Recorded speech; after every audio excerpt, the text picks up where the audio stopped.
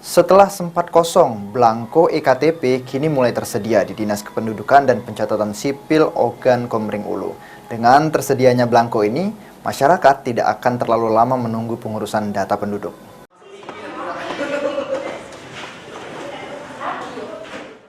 Pasca alami kekosongan akibat keterlambatan pengiriman beberapa waktu lalu, kini belangko EKTP mulai tersedia di Oku. Karena di Sdukcapil Oku baru saja pihaknya menerima ribuan belangko EKTP.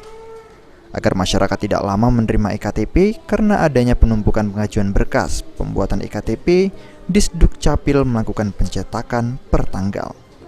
Sehingga proses warga yang telah mengajukan sejak bulan November cepat selesai. Alhamdulillah kalau ketersediaan belangko EKTP tidak ada kendala untuk sampai saat sekarang ini. Tapi untuk pencetakan ini kami dari Dukcapil Kabupaten Ogan Komering Ulu berhubung ada keterlambatan belangko bulan 11 sampai dengan bulan Januari. Nah, ini kami pertanggal untuk pencetakan EKTP-nya. Nah, jadi pada saat kekosongan belangko itu ada pengeluaran surat keterangan suket. Nah, kami himbau kepada masyarakat bagi yang sudah menerima suket pada saat itu agar segera menukarkan suket tersebut kepada EKTP di Dukcapil Kabupaten Ogan Komering Ulu.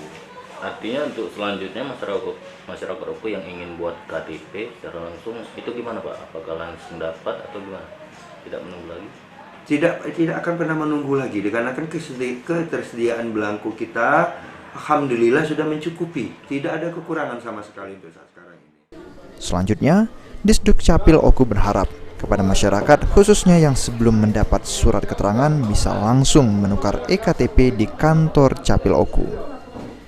Disdukcapil Oku ke depan berencana akan melakukan pencetakan dengan cara jemput bola ke kecamatan atau desa. Ari Pranika, PAL TV.